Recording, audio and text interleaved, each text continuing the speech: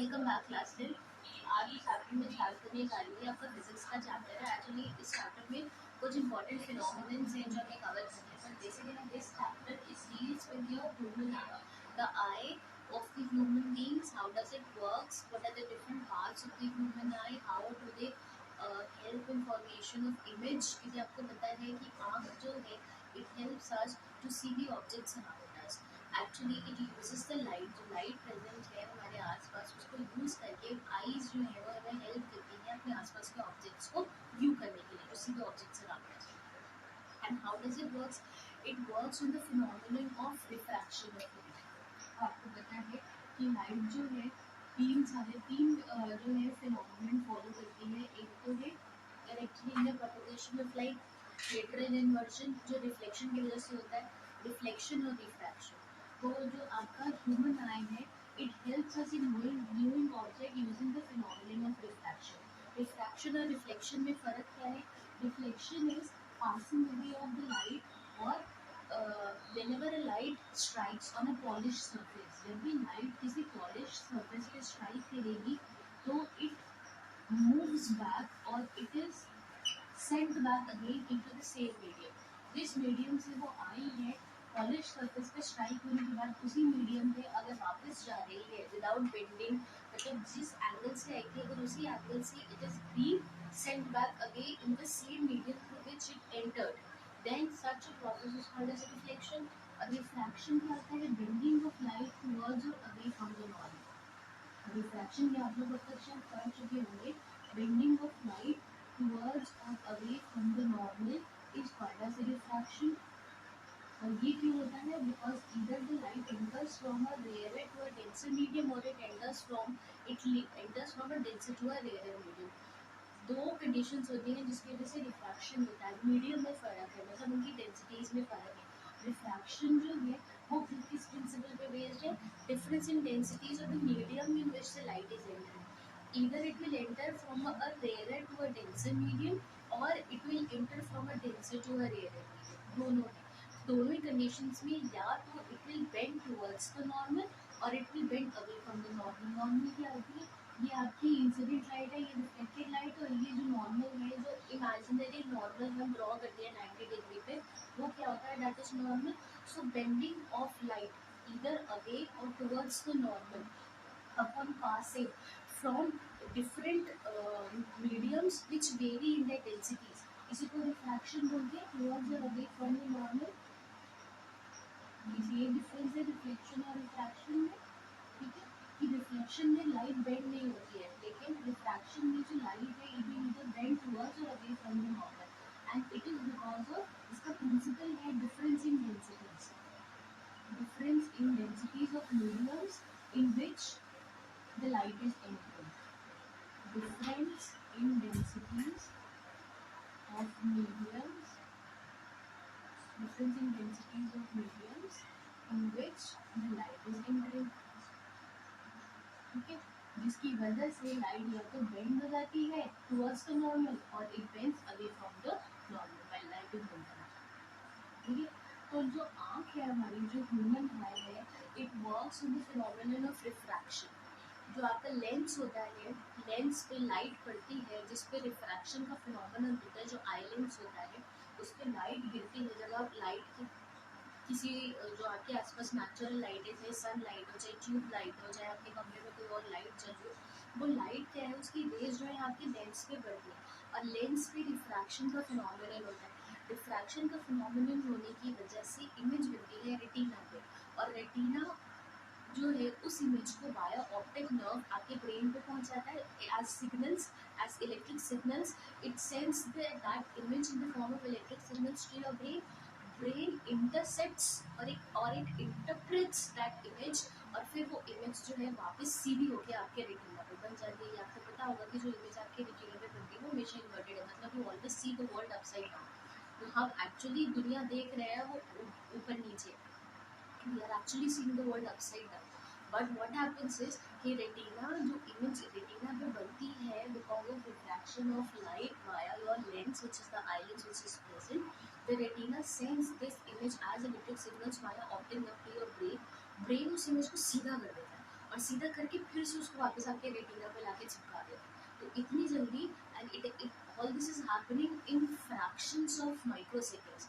कितनी जल्दी ये चीज़ होती होगी, आप सोचिए कि आप अगर अपनी नज़रें ऐसे ऐसे करें, राइट टू लेफ्ट करें, कभी भी करें, तो आपको कोई भी चीज़ उल्टी नहीं दिखाई देगी। सी, imagine that how fast it is happening, that you rotate your head like this and see all the objects around you, you will never find any object on the upside down. So this is the speed of how electric signals are transferred from retina to brain. ठीक है, तो refraction के phenomenon से जो आई है वो आपका image form करती है on retina, right? Now these are the different parts of the human. I'll just be covering four parts today because they are important, and rest of them I'll be covering in the next video में आगे आगे। ठीक है, तो refraction आपको समझ में आ गया होगा। Now, what is actually an eye lens? जो लेंस होता है, crystalline lens, it is an जो आपका लेंस है ये कॉन्वेक्स लेंस है। कॉन्वेक्स लेंस कैसे होते हैं? इस वाले लेंस को कॉन्वेक्स लेंस बोलते हैं। और कॉन्केव लेंस कैसे होते हैं? ठीक है, ये कॉन्केव लेंस है। तो जो ह्यूमन लेंस है, जो आंखों में हमारी लेंस होता है, that is convex in nature, and it is basically made up of protein. Jelly like material या प्रोटीन का बना होता है, नेचुरली आपकी आँख के अंदर वो बना होता है। ठीक है, तो it is a convex lens. पहला जो पार्ट है वो होता है कॉर्निया। जो आप ट्रांसपेरेंट से झिल्ली देखते हैं, जब आप अपनी आँखें ध्यान से मिरर में देखेंगे, तो जो बल्ज पोर्शन, मतलब आपकी आंखों का शेप इज लाइक दिस, तो ये जो बल्ज्ड पोर्शन, ये पोर्शन आपको दिखाई दे रहा है, यहाँ पे आपको ट्रांसपेरेंसी झिल्ली दिखाई देगी। Bulged out spherical portion, transparent portion, is called as cornea. So the extremest, the most extreme part of your eye, जो आपकी आँख का सबसे ज़्यादा बाहर वाला पार्ट है, एक्सट्रीम पार्ट है, वो है cornea. And it is actually what it is, a bulged out spherical part which is transparent in nature. और ये ट्रांसपेरेंट इसलिए है ताकि लाइट रेज एंटर कर जाए। अगर ये ट्रांसलूसेंट या ओपेक होता तो होता क्या कि लाइट एंटर नहीं कर पाती, और अगर लाइट आपकी आंखों में एंटर नहीं करेगी तो आप आसपास की चीज़ देख नहीं पाएंगे। So it is bulge out spherical part, bulge out spherical part, spherical part which is transparent in nature. आप कभी हाथ आंखों में लगा के देखिएगा, तो आपको, आप जब आंखों में हाथ ऐसे ऐसे लगाएंगे, तो आपको एकदम ट्रांसपेरेंट सी झिल्ली जैसी आप टच कर पाएंगे।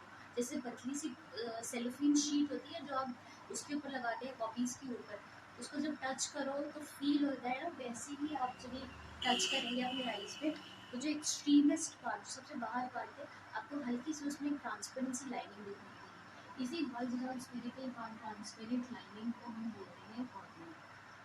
This is what is called as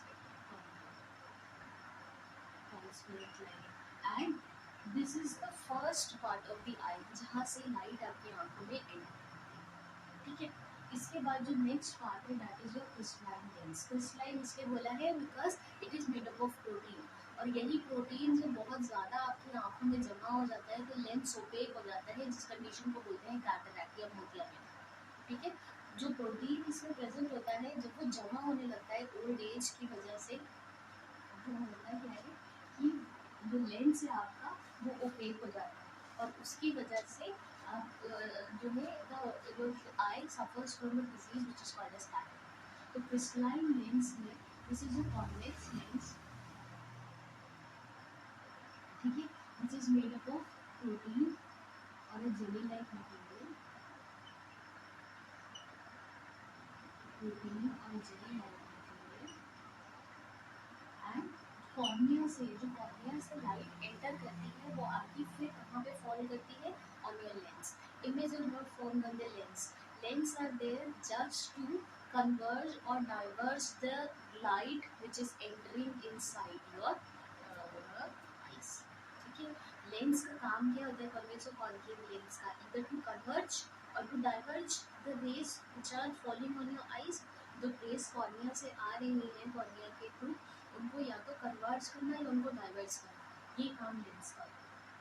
ठीक है, so it is a convex lens which has the protein और जेली लाइक मटेरियल, एंड जो लाइट कॉर्निया से एंटर करती है वो फिर क्रिस्टलाइन लेंस के ऊपर फॉल करती है, ठीक है। अब इसके बाद जो आपका सी, अब आप ये पूछोगे कि जो लेंस है वो पोजीशन पे कैसे रहता है, मतलब आपने देखा है कि लेंस हमेशा एक ही जगह रहेगा, you can move your eyes like this, but lens is always in at the exact position. वो इसलिए क्योंकि इसको होल्ड करने के लिए लिगामेंट्स होते हैं, सस्पेंसरी लिगामेंट्स होते हैं जो कि आई लेंस को उसकी जगह पे रखते हैं। Suspensory ligaments are there which hold the eye lens in its position, ठीक है, जो आई लेंस को उसकी जगह पे रखते हैं, right. So these are two parts, cornea and the crystalline lens. The next part is your iris, ठीक है। इसको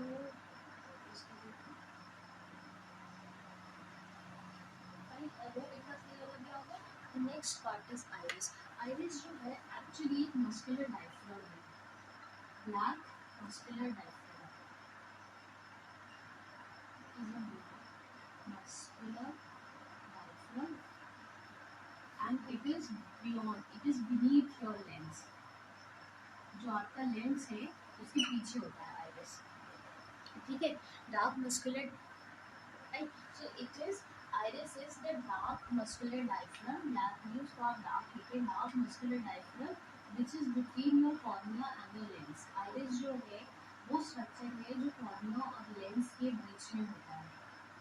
डार्क मस्कुलर डायफ्राम, ये मस्कुलर इसलिए है because it, so that it can contract and relax and allow the light to enter, ठीक है, as per the requirement. क्योंकि आपको पता है आप जो मोबाइल का कैमरा यूज़ करते हैं, जो बड़े कैमराज होते हैं उनको यूज़ करते हुए आपने देखा होगा कि आप उसका लेंस हमेशा एडजस्ट करते रहते हैं। वो लेंस इसीलिए एडजस्ट किया जाता है ताकि उसका जो फोकस है वो कम या ज़्यादा करने के लिए जितनी भी जिन भी पार्ट से आईज के लाइट एंटर कर रही है वो ज़्यादातर जो है, जो आपके या तो उनको लिगामेंट्स कंट्रोल करें या वो मसल से अटैच है, सीलियरी मसल्स, ठीक है।